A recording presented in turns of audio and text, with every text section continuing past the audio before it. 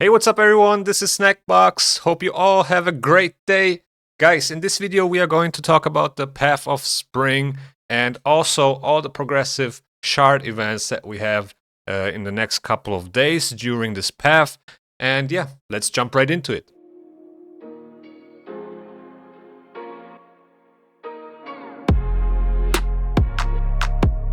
So there we go, the Path of Spring just went live and let's see. So we get points from getting artifacts, basically like a dungeon divers, and then it's also giving you points per shard. So which is actually kind of weird because it seems like this fusion is actually the first where we have, you know, 2 summon rushes basically.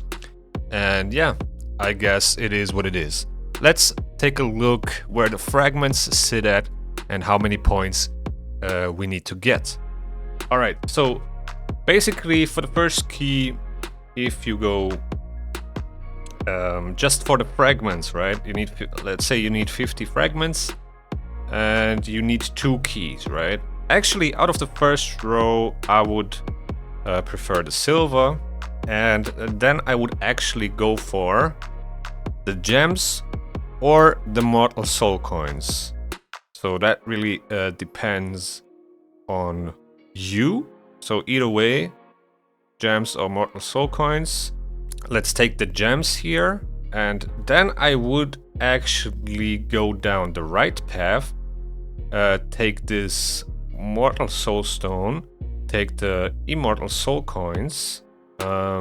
Take the 6-star epic glyph. Then you need to pick whatever brews you want.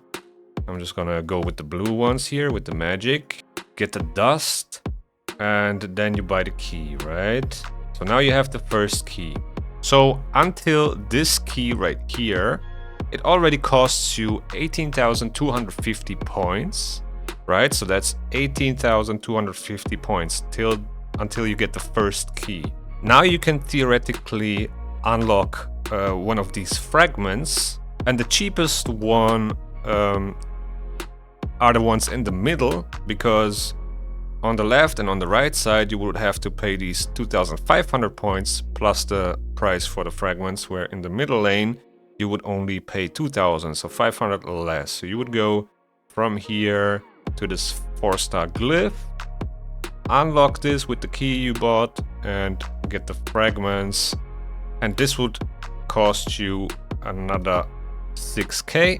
So now we are already at 24,200 points, right? Just for 25 fragments. Then we need another key, right? If we want to get additional 25 fragments. And we're gonna go for the 6-star legendary ore here, and then for the key. And this will cost us another 7k points. So now we are sitting at 31,250 points just for 25 fragments and 2 keys. We will go on the right side here, buy this 5-star resistance glyph, unlock it, these 25 fragments for another 4,000, so that's additional 6.5k plus 6,500, and now we're sitting at 37,750 points just to get 50 fragments. Now divided by 4,500, because that's the amount of points you get per sacred shard, we are sitting at 8.4 sacreds, which is already a lot, right? For the normal summon rush, last week it cost us only 6, but also keep in mind that you can get points from farming dungeons here, and we also have the Ice Golem tournament starting today, so you will get some points from there, but I don't know if the points you get from the dungeons or from doing the Ice Golem tournament will be equivalent to 2.5 sacred shards. That seems pretty unlikely. Either way, let's see how much it would cost if we get all 100 fragments. So 37,750 is what you need for 50 fragments, and now we actually would need another 2 keys, right? Because these 25 fragments here are locked behind the key, and these 25 fragments are locked as well. So we definitely need to get the keys. So I don't know which rewards you would prefer here. In terms of value, they're very similar. An Immortal Soul Stone would be 1000 Immortal Soul Coins, which you also can trade for 20 Essences, and then 5 Eternal Essences. You can also buy them for 250 coins. So I think instead of the Eternal Essences, I would take the Eternal Soul Coins, because you can also convert them into a Eternal Soul Stone if you need it, or just trade them for the 5 Essences. And I personally would prefer the Immortal Soul Stone, because you can hit a higher soul that you can trade for more than 20 Immortal Essences, but you need to hit a very good one. So I don't know, this is up to you, but I'm just gonna go down here and then get this key, and I assume you can go this route too and get this key as well. So for both keys here, we would have to pay another 7,500 points for this row right here. Are you blind? Can you see? And then additional 2,000 for both keys. So we're gonna add another 9,500 points, and that's 47,250. Let me actually put this in another color. All right, so that would cost you additional 9.5k. And now we can go down here, buy this for 3,500 and get those 25 fragments here. So this would cost us another 7,500. And this is now very unfortunate, but you also have to start from down here to get to these extra fragments here. So let's go from here, take whatever, 1,000, 2,500, another 2,500, unlock it, then grab these 25 fragments. And this would be an additional 10k points. Very expensive actually. Where this is only 7.5k, this will cost you actually 2,500 points more, because you have to start from down here. So another 10,000. Now we're sitting at 64,750 points. That's what you would need if you want to go for all 100 fragments. Very, very expensive in terms of sacred shards. That is 14.4 sacred shards. Let's say you just want to go for the 5-star soul. That's all you want, right? So basically you would go this route here until this key. We already calculated that 18,250 points. And then from here you would, go the, if you want to go the route with the least amount of points, you take the key here as well. And then from here you go down to the soul, which is another 50,000 points. So let's say you go for all the 100 fragments and then also the soul. That would be 114,750 points. In sacred shards, that's 25.5 sacred shards. If you just want to go for the soul, it would be 18,250 plus 8,500 plus 50,000, and that's 76,750 points.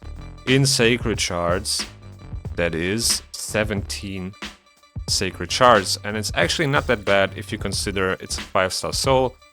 5-star souls are pretty good. You have the accuracy, you have the resistance, you have the crit damage. Pretty cool, but I don't think it's worth it for this champion. Also, a lot of people are skipping this fusion, so yeah, I don't know.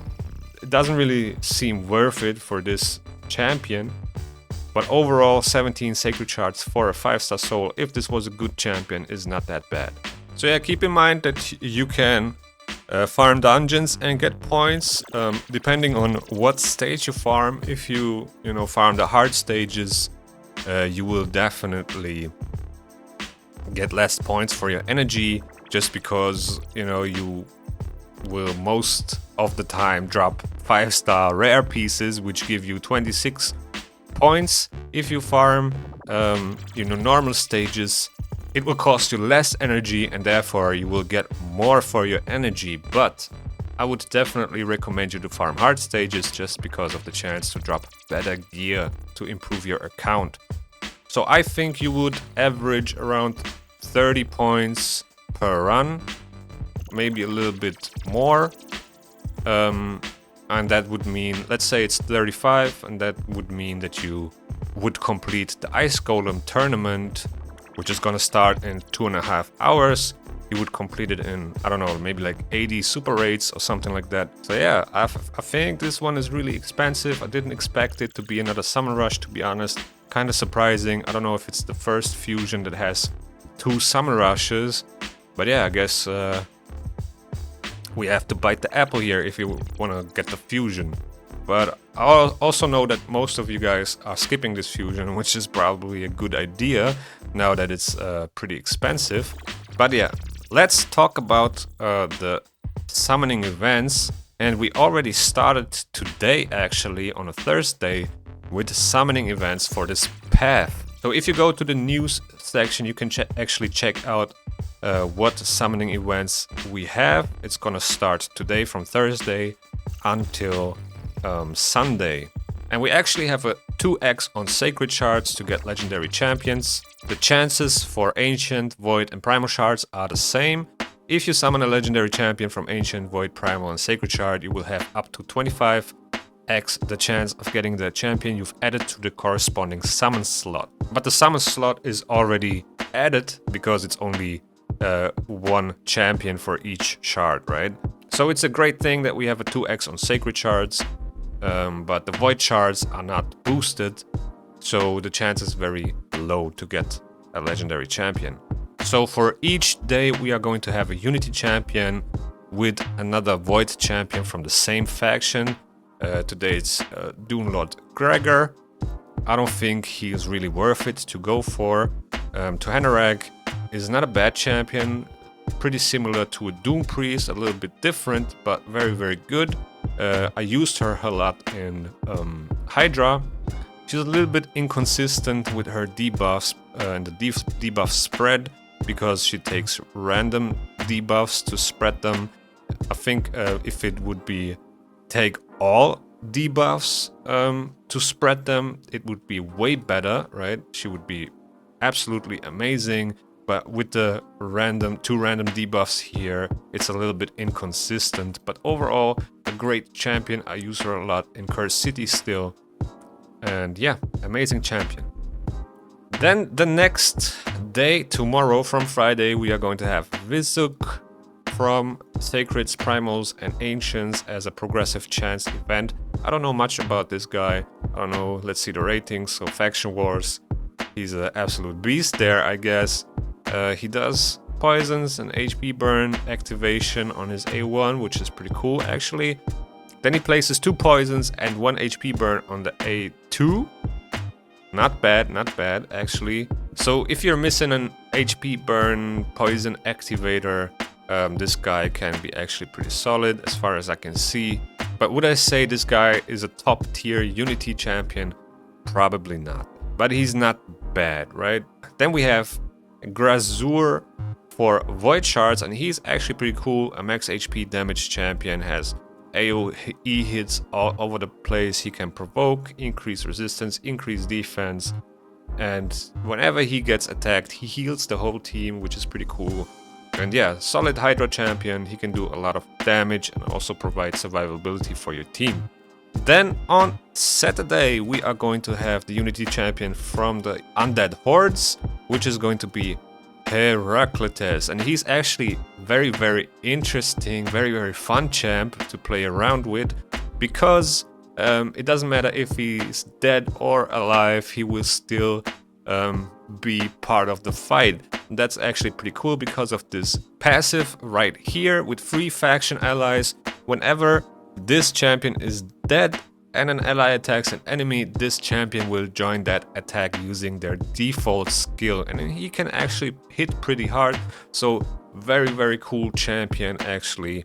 If you have a nice undead hordes team, he's a great companion. And then we also have Necret from the Void Shards, and Necret has been in the game for very long. He was actually dominating the meta when I entered the end game of Raid Shadow Legends, but he kind of fell off a little bit, but now he also bounced back. The reason for that was Narcissus. Narcissus pretty much countered this guy and was wrecking him, but if you don't face Narcissus, he's actually still pretty cool if you build him in a 9-piece protection set.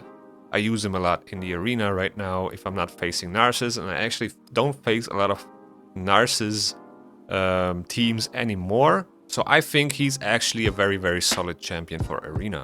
And then on Sunday, we are going to have the last progressive event for the weekend, and that's gonna be Black Tusk. Fairly new actually, released a couple of weeks ago, and he looks very cool, right, with his black and gold armor. I really love the design, and he's very interesting. I saw some dwarf Chimera teams with Senna, so he pairs really well with Senna, and also Acrizia, so you can kind of form a nice dwarf team for the Chimera if you have the fitting champions. And he has an ally attack, he has a cleanse, he also does a lot of stun, right? He has the stun on the A1, stun on the A3, doesn't really help with bosses, but also looks pretty funny, like a fun champ to play with, a little bit different than the other ones.